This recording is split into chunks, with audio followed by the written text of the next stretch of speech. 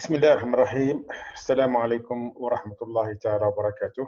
Donc, dans cette vidéo, je vais vous montrer comment importer une base de données ou bien un fichier de données,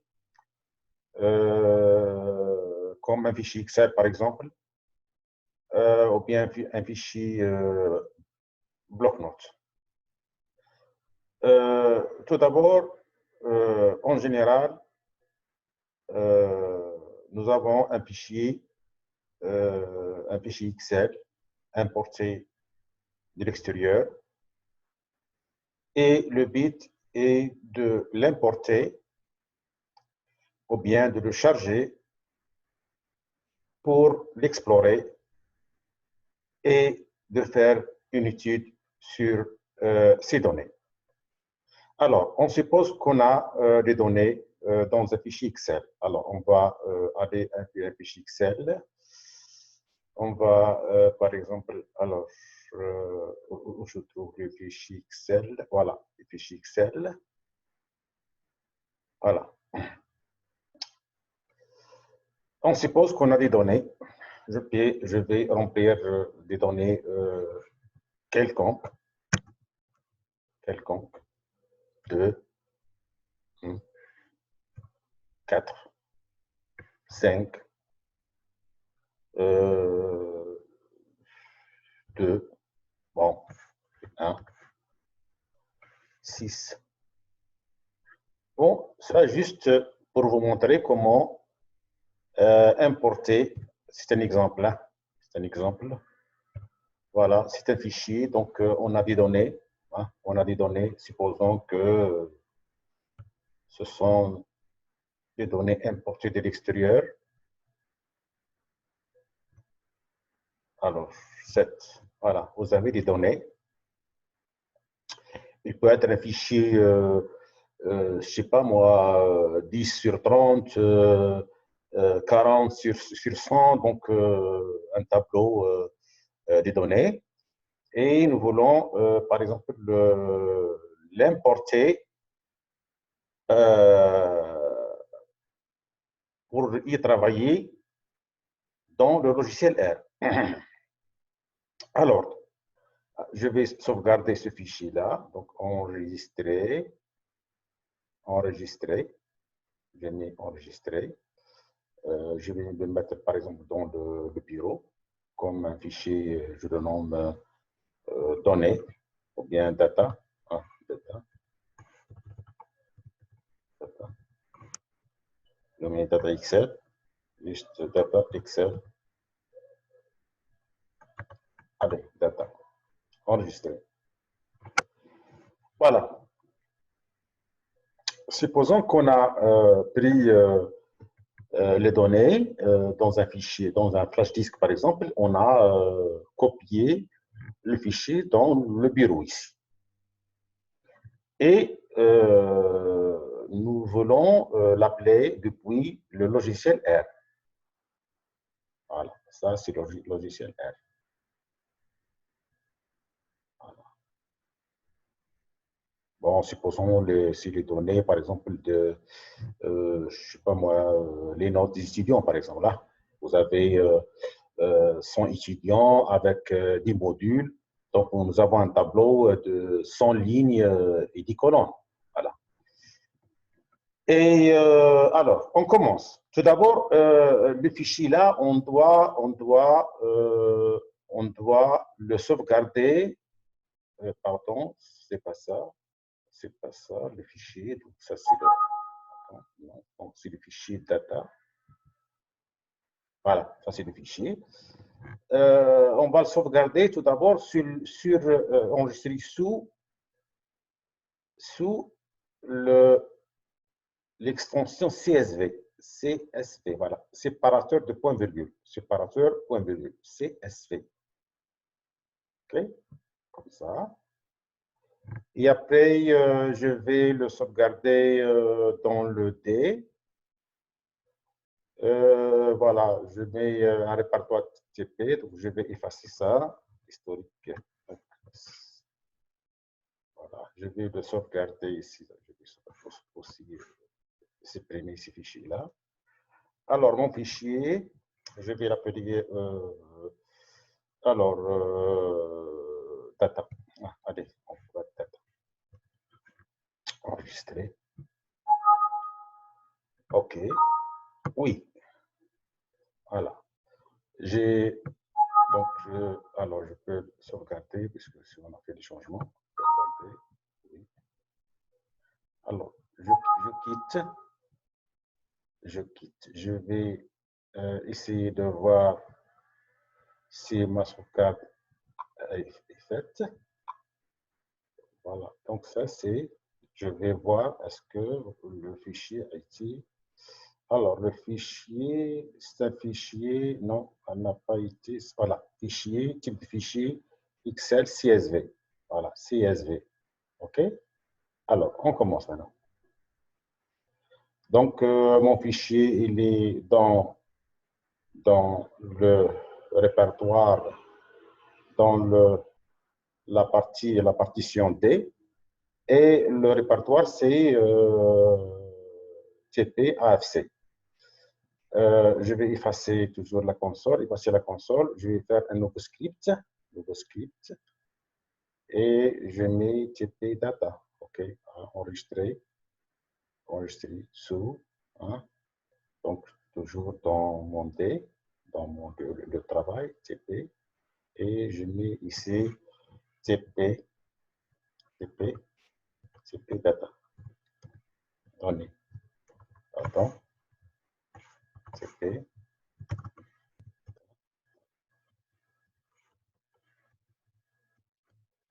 Enregistrer.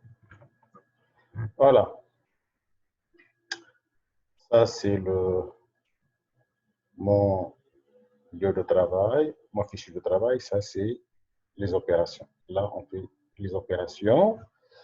Tout d'abord, on va la première chose à faire, c'est de rentrer dans le répertoire où se trouve mon fichier. Alors, on commence par 7 WD, c'est-à-dire WD. C'est quoi? C'est setting working directory, c'est-à-dire se mettre dans le répertoire de travail. Et je mets ici, je rentre dans le D, alors je mets deux points, slash, donc TP AFC. Donc là, il faut faire ça entre guillemets. Là, juste, il faut que je fais tout ça, pardon, dans mon fichier de travail pour le sauvegarder. Voilà, il faut toujours. Voilà. Très bien, donc ici, donc sauver. Voilà. Très bien. Donc, je commence toujours comme ça. Effacer la console. Effacer. Donc, il faut effacer ça. Il faut travailler ici toujours. Hein. Alors, on va voir, est-ce que ça marche comme ça ou non? CTRL R. Très bien. Ça marche. Donc, je peux aller directement. Je vais faire la chose suivante.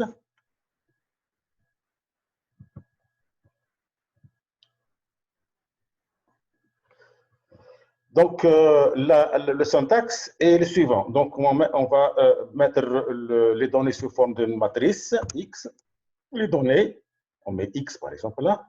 J'ai mis le syntaxe c'est read, donc lire le fichier CSV. Alors, comment fonctionne ce syntaxe-là pour appeler ce fichier? Donc, aller ici, function text, je mets read, donc read CSV, je mets OK. Alors, je lis. Lire, donc vous avez read table, read CSV, etc. Donc, je vais prendre ça. Je vais sélectionner ça. Donc, copier. Alors, je viens ici. Mon fichier. Je vais copier ce syntaxe.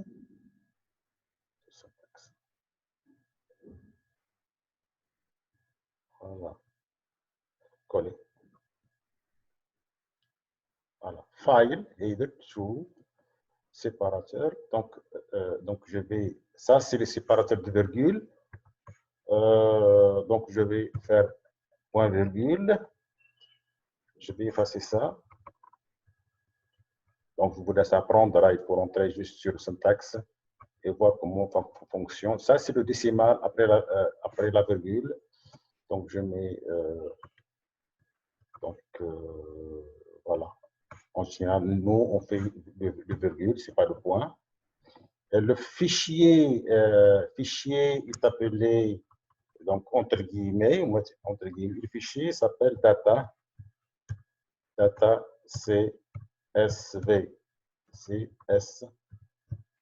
CSV, très bien. Alors, X, CSV, le fichier, donc ça c'est le chemin vers l'adresse où se trouve le fichier. Donc, c'est le directory, c'est le répertoire D. Puis, le répertoire TP-AFC, entre guillemets. Alors, on met les données sur une matrice X. Le syntaxe série CSV. Maintenant, le fichier, donc ça, c'est entre guillemets aussi. Voilà. Data.csv, l'extension CSV. Header true, c'est-à-dire que l'entête, la première ligne de la matrice, header, donc c'est l'entête. True, c'est-à-dire lire l'entête, c'est-à-dire la première ligne de la matrice. Parce que des fois, on fait dans la première ligne, c'est l'appellation de chaque colonne. Donc là, on n'a pas mis appellation, on a fait directement une matrice. Donc, on dit header, et donc lire la première ligne. Le séparateur de virgule entre chaque élément de la matrice, point virgule. Et le décimal, on a mis virgule. C'est-à-dire on met par exemple une note 10,5. Donc, si on utilise, nous, les virgules. Alors, on va essayer comment exécuter ce syntaxe. CTRL R. Très bien. Il a dit je viens ici, je mets X, et je mets CTRL. Voilà. Voilà, vous avez les données. Hein, vous avez les données qu'on a, par exemple, importées d'un fichier XL. Donc, on a commencé par un fichier XL, on suppose qu'on a importé de l'extérieur. Puis, la deuxième étape, c'est de le convertir en fichier CSV. Et puis, on met le syntaxe, il faut donner le chemin d'accès à ce fichier. Puis, on mettait read CSV avec ces syntaxes. Donc, pour l'application, si on veut faire une analyse factorielle des correspondances, on peut importer des données quelconques de l'extérieur, des données, par exemple, température, je ne sais pas moi, le pourcentage de la pollution, par exemple, le pourcentage de l'humidité, etc. On met en colonne, en ligne, par exemple, les villes. On peut importer les données, ces données-là, et on peut faire une analyse factorielle de correspondance comme des données réelles, c'est une étude sur les données réelles. Là, on a supposé qu'on a les données réelles avec un tableau de 2 lignes et 4 colonnes. Donc, la prochaine fois, on va vous donner un TP, comment importer des données réelles, et commencer à faire une étude sur l'AFC, sur ces données. OK, salam alaikum.